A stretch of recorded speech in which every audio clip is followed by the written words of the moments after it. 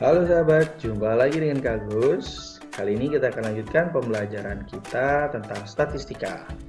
Yaitu kita akan bahas kegiatan belajar yang kedua, di mana kita akan belajar mengenai penyajian data. Ada beberapa permasalahan yang akan kita bahas. Ya, di antaranya adalah kita akan bahas tentang pembuatan diagram lingkaran, diagram garis, kemudian ada tabel distribusi frekuensi, histogram, poligon, dan juga objek. Sudah siap untuk kalian belajar? Yuk kita belajar sama-sama.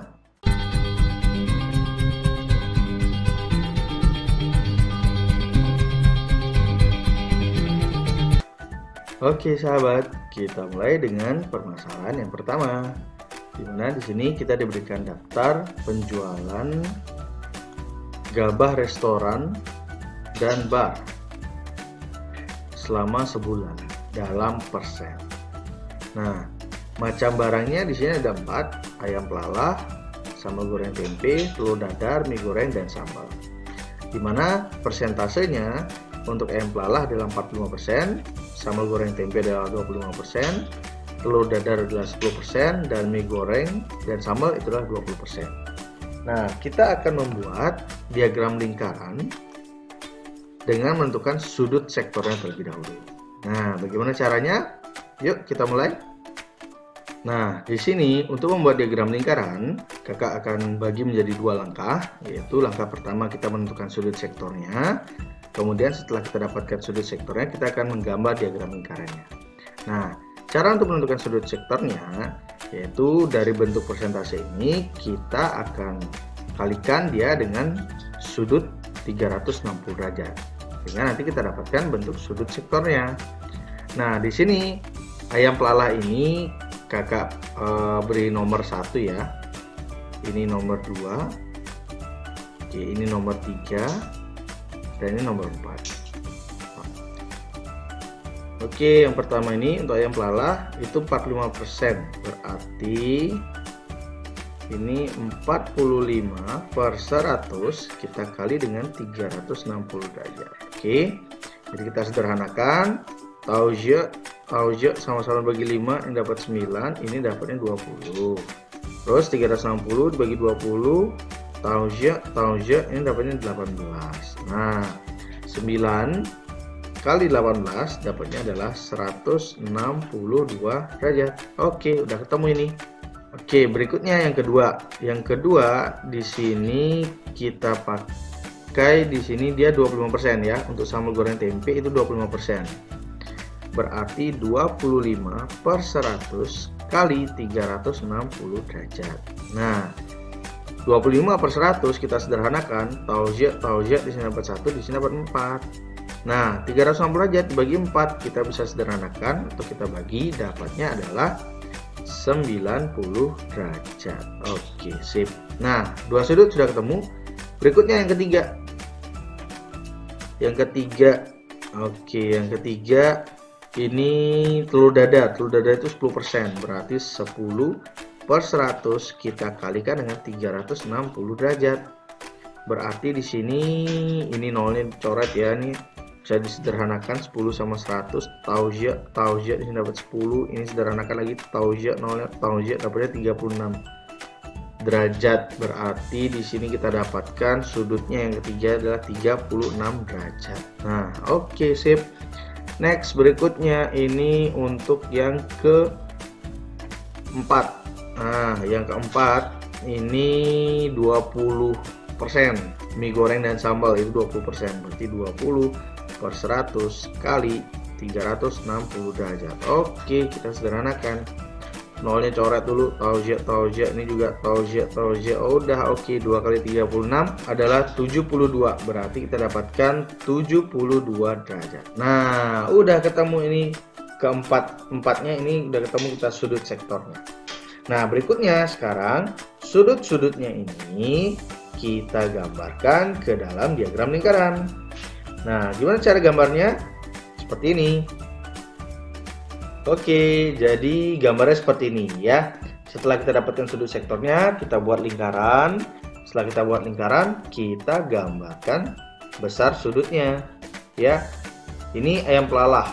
162 derajat. Jadi kita buat garis dulu, kemudian kita ukur sudutnya 162 derajat. Nah, seperti ini. Berikutnya untuk yang kedua itu adalah sambal goreng tempe. Ini 90 derajat, gampang sekali. Jadi kalian bisa ambil dari garis yang ini, terus kita buat garis tegak lurus ke sini. Jadilah dia sudutnya siku-siku. Nah, ini adalah untuk diagram yang menunjukkan sambal goreng tempe. Ada banyaknya besarnya seperti ini ya. Nah, begitu pula dengan 36 derajat. 36 derajat di sini kakak ambil dari garis yang di sini. Kemudian kakak ukur sudutnya 36 derajat ke sini. Jadi kakak tarik garis terus yang di sini. Nah, sisanya ini pasti dia 72 derajat. Sekarang tinggal kalian cek saja untuk mengukurnya dengan busur. Nah, seperti itu. Gampang kan untuk membuat diagram lingkarannya? Oke, kita lanjutkan ke soal yang berikutnya.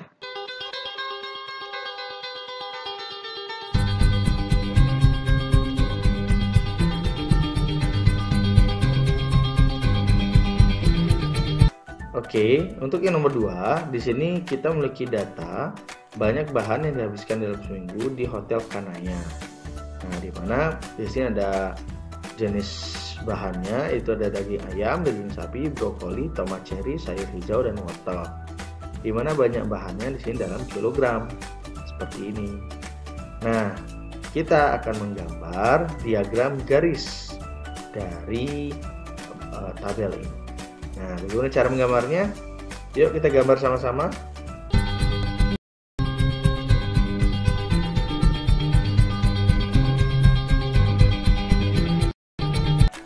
Oke, untuk membuat diagram garisnya, di sini kita buat dulu ini ya, seperti ini. Di bagian jenisnya di sini itu ada daging ayam, daging sapi, brokoli, tomat cherry, sayur hijau, dan wortel. Nah, untuk bagian yang ini banyak bahannya. Ini dalam kilogram ya, dalam kilogram. Oke, dalam kilogram.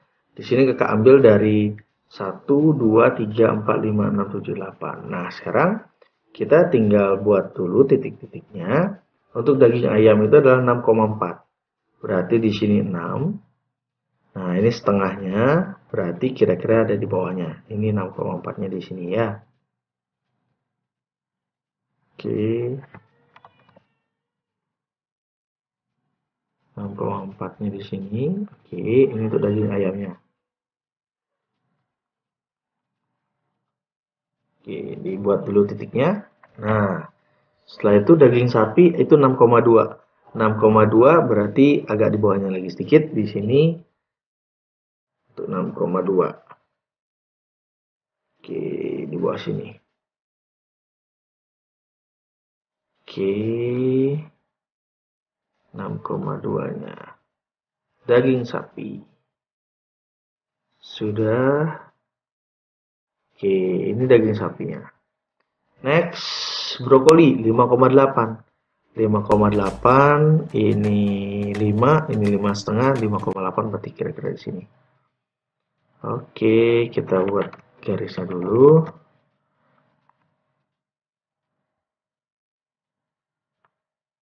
,8 untuk brokoli. Oke. Nah, sip. Nah, ini brokolinya. Terus tomat cherry itu 4,1. Ini 4, ini 4,5, berarti 4,1-nya dari sini. Oke, sip. Tomat cherry 4,1 kg. Nah, di sini kira-kira di sini. Oke, kita buat titiknya dulu. Terus sayur hijau itu 3,5. Oke, berarti pas di sini. Sayur hijau. Kakak pakai warna ini. Oke. Sayur hijau 3,5 kg.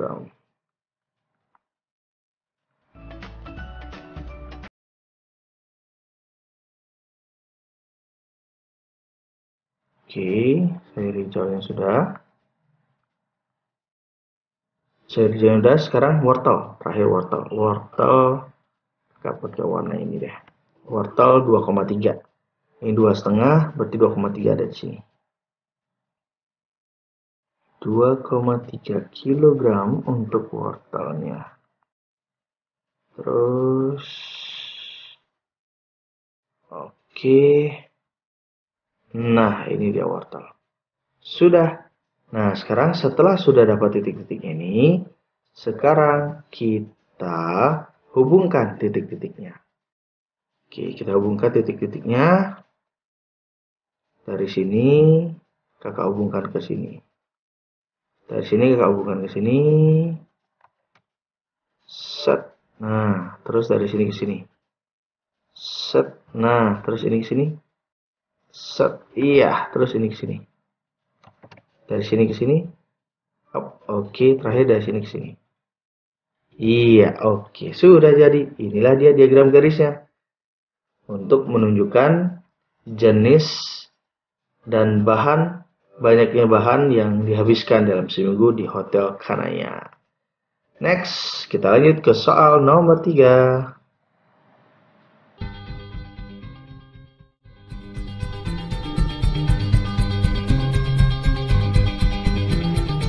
Oke, kita lanjutkan ke nomor yang 3. Di mana di nomor 3 ini kita diminta untuk membuat tabel distribusi frekuensi berkelompok dan tabel distribusi frekuensi kumulatif.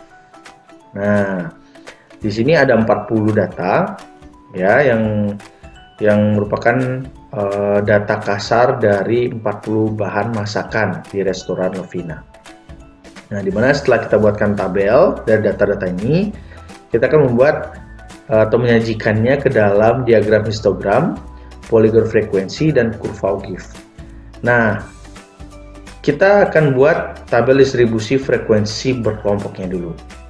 Yuk, kita mulai.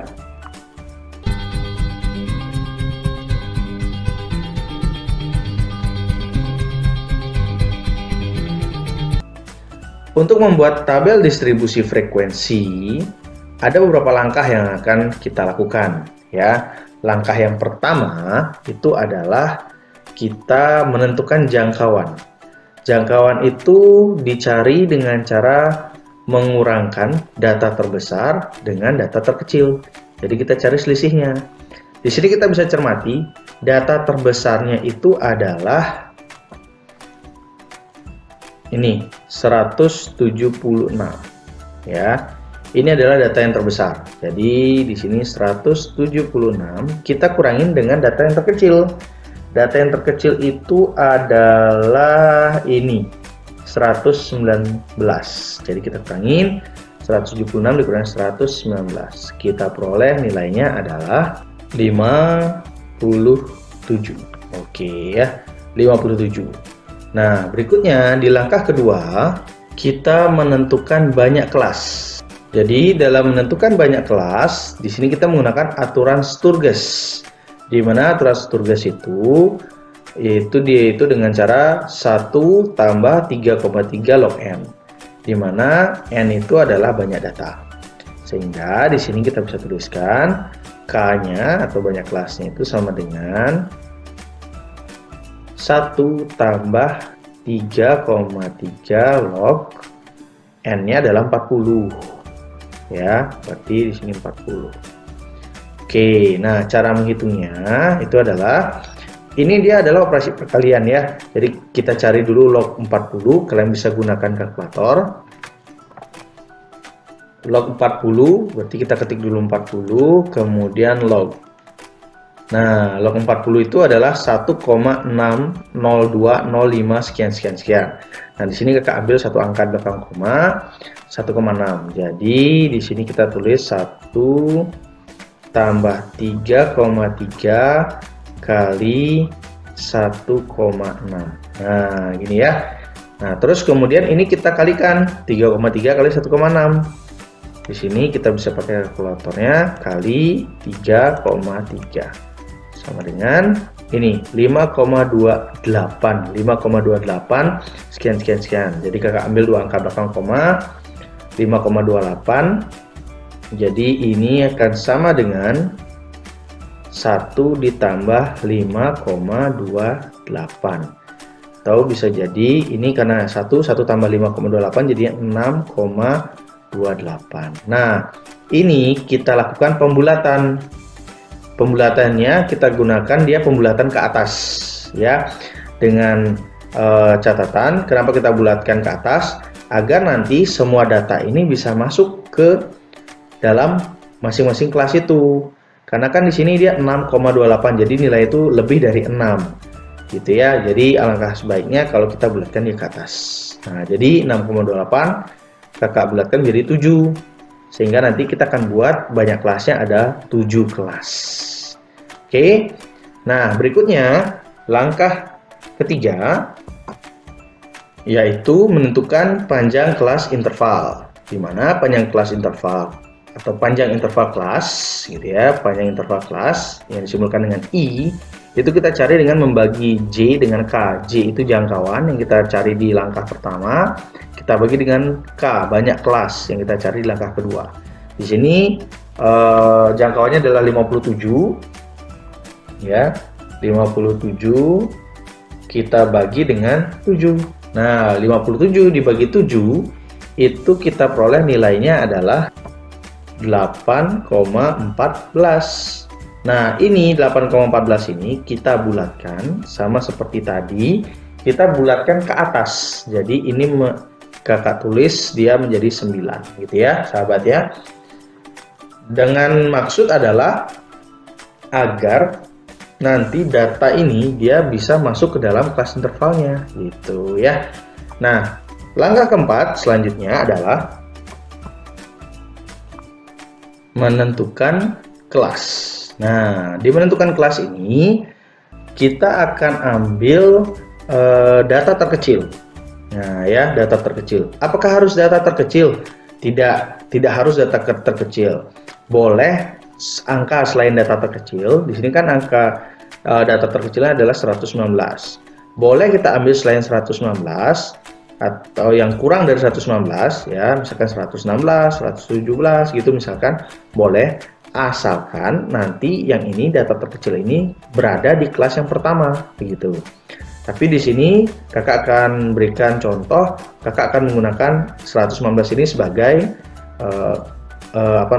batas bawah dari kelas pertama. Jadi di kelas yang pertama ini ya, di kelas yang pertama kakak akan ambil 119. Nah, cara menghitung kelasnya atau menentukan kelas yang pertama ini, jadi 119 kita hitung panjang kelasnya. Panjang kelas atau panjang interval kelasnya itu kan 9. Jadi cara ngitungnya begini, 119, 120, 121, 122, 123, 124, 125, 126, 127. Nah, jadi ini kan 1, 2, 3, 4, 5, 6, 7, 8, 9. Nah, kita ambil yang ini, 119 yang dihitung dan 127. Sehingga 119 sampai 127. Nah, ini kelas yang pertama.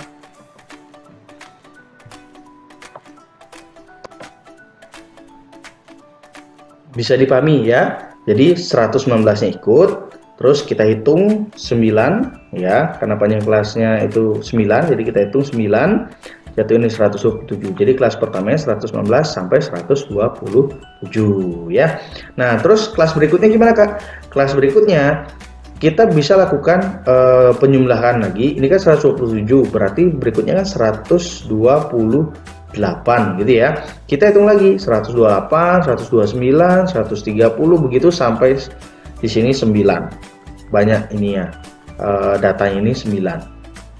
Atau bisa juga kalian lakukan dengan cara ini 119 ke sini kalian tambahkan 9. Gitu. Ini kan 119 tambah 9 jadi 128. Jadi tambahkan ininya. Ya, setiap batas bawahnya kita tambahkan dengan 9 sampai nanti terbentuk ada 7 kelas karena banyak kelasnya ada 7. Jadi ini 119 tambah 9 128. Tambahkan 9 lagi jadinya 137 ya. 137, kemudian 146, kemudian 155, kemudian 164, dan berikutnya 173 ya. Nah, ini kan kalau kita cermati ini kan tambah 9 nih. Ini tambah 9 gitu kan. Ini juga ditambah 9. Ini juga tambah 9, ini juga tambah 9, ini juga tambah 9. Nah, begitu terus ya. Nah, yang di batas atasnya juga sama. Jadi kita tambahin 9 juga.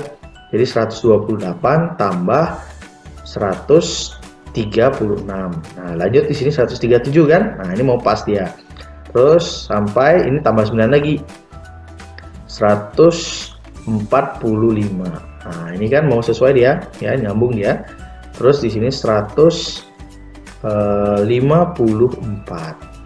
Kemudian di sini 163. Jadi ini kita tambah 9, tambah 9, tambah 9 gitu ya. Ini juga 172 dan terakhir di sini 181. Nah, gitu ya. Jadi ini tambah 9 gitu dia. Ini tambah lagi 9. Begitu seterusnya ya sampai di sini tambah 9 terus. Nah, jadi dah ini. Ya, menentukan kelasnya kita udah dapat ada kelas pertama, kedua, ketiga, keempat, kelima, keenam, ketujuh. Ada 7 banyak kelasnya dengan panjang intervalnya itu adalah 9. Nah, setelah kita langkah keempat, berikutnya kita akan mulai ke langkah yang kelima. Oke, ini kakak hapus dulu. Oke, kita mulai ke langkah kelima. Di mana di langkah kelima ini kita akan memasukkan data-data ini ke masing-masing kelas. Ya, dan sudah kita susun ke dalam bentuk tabel seperti berikut.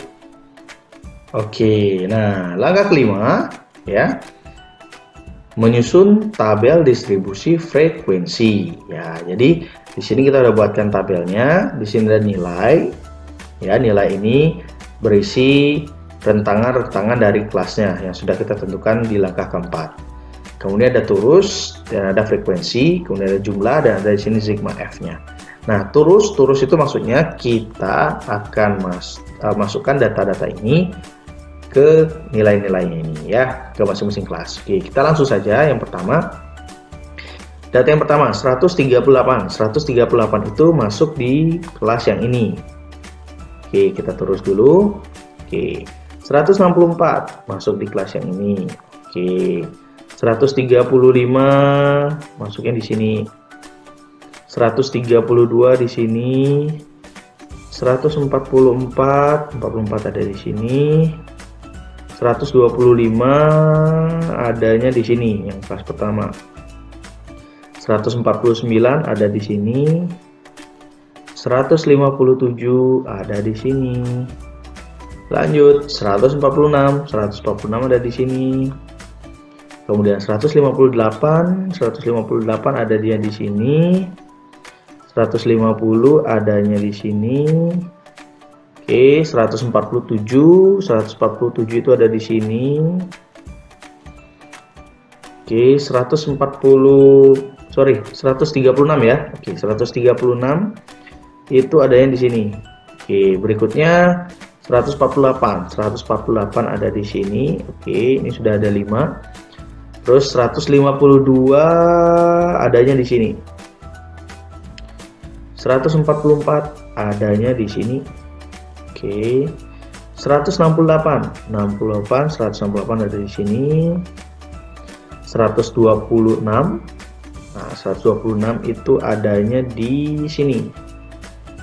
Oke, terus 140 itu adanya di sini ya. Oke, di sini. Terus 176 adanya di sini kelas yang terakhir. Terus 163 itu ini di sini. 119 kelas yang pertama. Oke. 154 adanya di sini. 165. Oke, 165 adanya di sini. Lanjut 146 ada di sini. 173 ada di sini. Ya. 138 ada di sini. Oke. 147 itu di sini. Terus 135 adanya di sini. 153 adanya di sini. 140 di sini ya. 135 adanya di sini. Terus 162 di sini. 145 masuknya di kelas yang ini. 142 ini ada 2. 142 itu masuknya di sini. Berarti ada 2. Oke. Terus 150 itu masuknya di sini. Ini ada 2 ya. Berarti kita terus 2 kali. 145. Nah, 145 ada di sini. Terus 128 terakhir, 128 ada di sini. Nah, oke, selesai kita terusnya. Sekarang kita tinggal hitung terus-terusnya untuk kita tuliskan frekuensinya. Oke. Ini ada 1 2 3, berarti di sini frekuensinya 3. Sini ada 1 2 3 4 5 6, berarti di sini frekuensinya 6. Di sini 1 2 3 4 5, 1 2 3 4 5 berarti 10. Ini 10 tambah 2 berarti 12. Oke, ini 4. Oke, ini 3 dan ini 2. Oke, sekarang kita coba jumlahkan frekuensinya. 3 tambah 6, 9 tambah 10, 19, 19 tambah 12, 31, 31 tambah 4, 35, 35 tambah 3, 38, 38 tambah 2, 40. Berarti sigma F-nya itu 40. Oke, sudah sesuai ya. Jadi harus kalian pastikan bahwa frekuensinya dijumlahkan ke sigma F-nya itu sama dengan nilai dari N. Nah, sama dengan N-nya. N-nya di sini 40, berarti sigma F-nya pasti 40. Sudah deh. Nah, sekarang kita udah selesai menyusun tabel distribusinya. Kita tinggal hapus turusnya. Turus ini hanya untuk membantu menginput data. Bagaimana bentuk tabel distribusi frekuensinya? Nah, tabelnya seperti ini. Seperti ini, ya. Nah, jadi tinggal dihapus turusnya dan ada nilai dan frekuensi dan juga ada jumlahnya. Itu sigma F sama dengan 40. Nah, seperti ini. Inilah yang kita sebut dengan tabel distribusi frekuensi ya. Nah, itulah tadi langkah-langkah yang kita lakukan untuk membuat tabel distribusi frekuensi. Di mana langkah pertama kita menentukan jangkauan, langkah kedua banyak kelas, langkah ketiga panjang interval kelas, kemudian langkah keempat menentukan kelasnya, ya intervalnya, kemudian kita menyusun tabelnya dengan melakukan turus masing-masing data, dan kita susun tabel distribusi frekuensinya. Bisa dipahami ya sahabat? Oke.